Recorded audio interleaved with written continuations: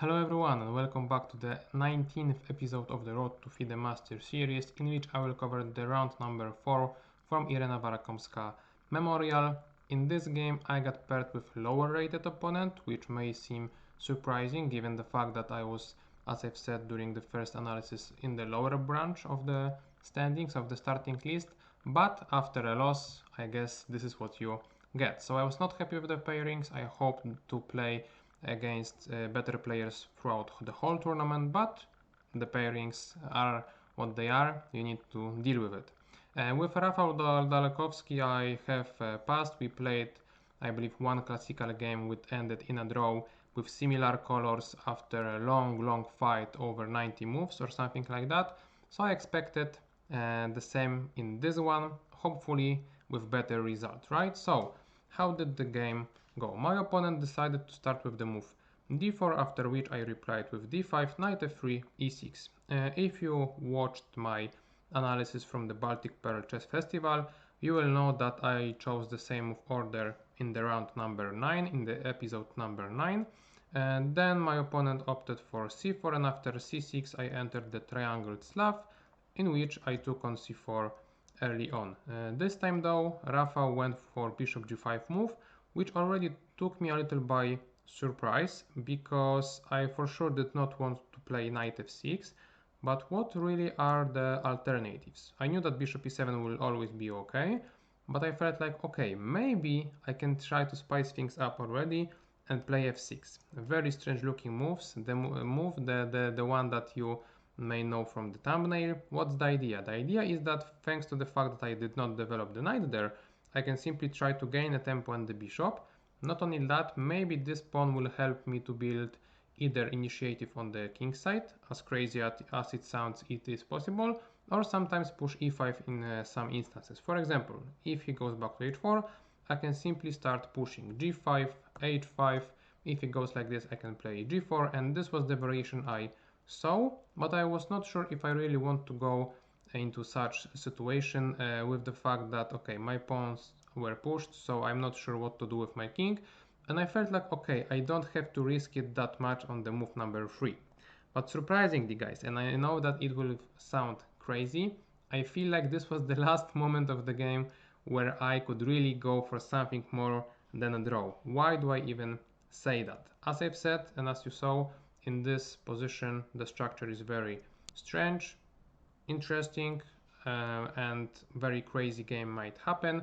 In this one, if I played bishop e7 and he exchanged, we are entering basically the structure that you may already know, which is the London system structure with the dark squared bishop already exchanged, so not that much going on. At this point, in order to spice things up at least a little bit, I decided to go with e5 move, which is an obvious one in such structures. You always want to fight for those dark squares in the center.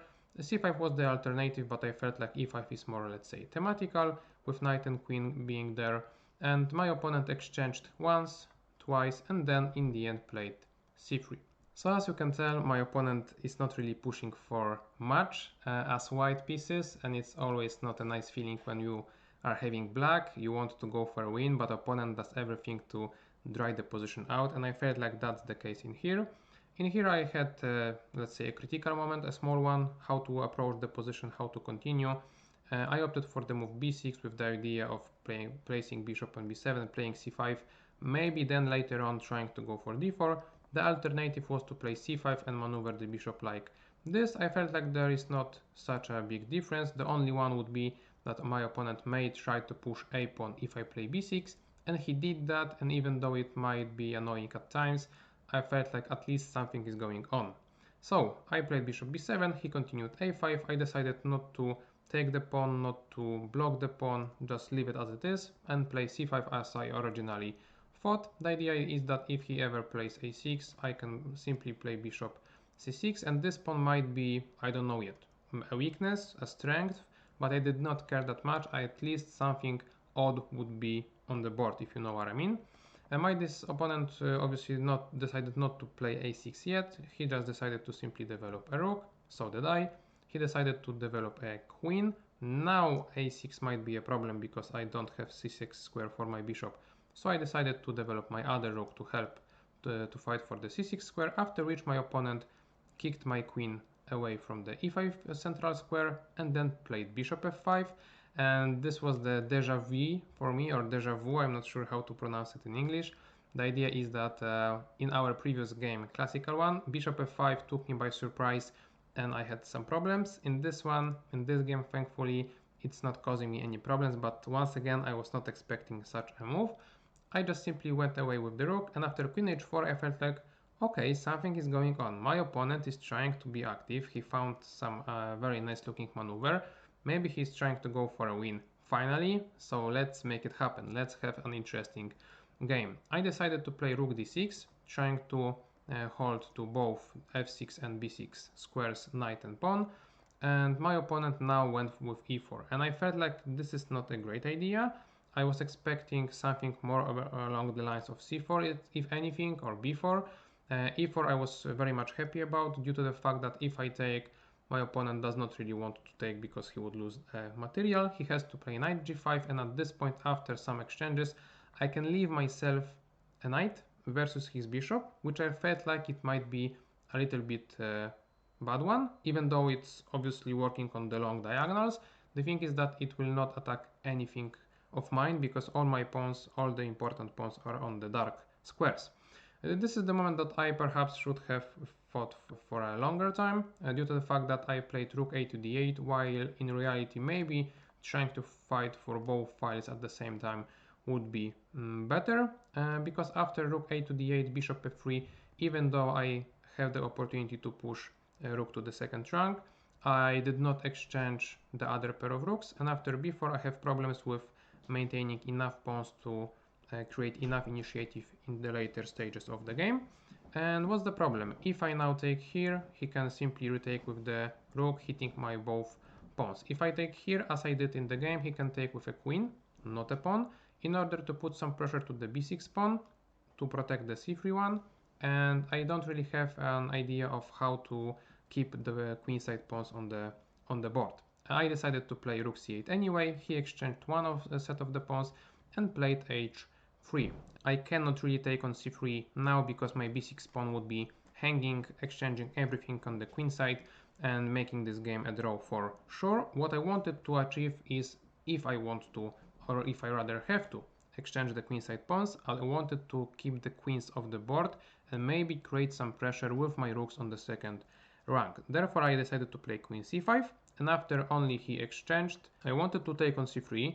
If I'm then allowed to push g5, play king g7, maneuver my knight maybe like this, trying to put pressure to those second and third ranks. Obviously it's still 0.00, but at least I felt like I might have some chance to create some initiative, but obviously at this point my knight is hanging. So in order to avoid that, I pushed the pawn to the b5 first, because at that point, even though I will be losing the b5 pawn for sure, at least I can do it in a way that I maintain the control not only over the fifth rank, but also I have played g5 already, so rook b6 will be of no danger to me because I can then simply push my king as I wished. But the other problem is that as of now we exchanged one pair of rooks and I don't really have this pressure that I wanted. So even though I was trying to make anything happen, my opponent was exchanging and exchanging everything, and not only he did not play rook b6 but rather rook b4, trying to control the very important g4 square, because my idea was to play h5 and g4 at some point maybe, but I'm not allowed to do it anyway. At this point, I believe in the previous 5 or 10 moves my opponent already suggested a draw like 2 or 3 times, and I was declining the offer all the time, so at that point he just went away after playing rook a4 to make some tea, because he was expecting that I will be trying to push and push and push for a win. But after some thought I gave to this position, I felt like, well, I cannot do nothing. I don't have g4, I don't have h4, like I don't have any mating patterns. Like, okay, enough. Just agree to a draw, opponent wanted it and he got it, so be it.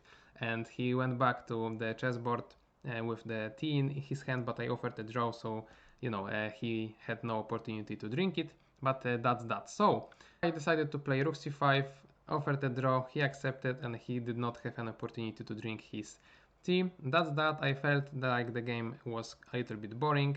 I hope that you don't feel the same, because my analysis were at least a little bit interesting. If that's the case, remember to leave a like, and we'll just see the review, which should be a very good one, because, well, what can I tell you guys, the game was around equality throughout all the moves. So yeah, as you can tell, 98.3, 98.4, so quite a nice accuracy, but with the problem that the position was not that requiring a lot of from us. So yeah, a draw is a draw, 2 out of 4, cannot complain that much, but still I hoped for a more interesting game. With that, I leave you here. We'll see each other tomorrow in the more interesting game. I can assure you that will be the case. And yeah, see you, subscribe to not miss it out. Bye bye.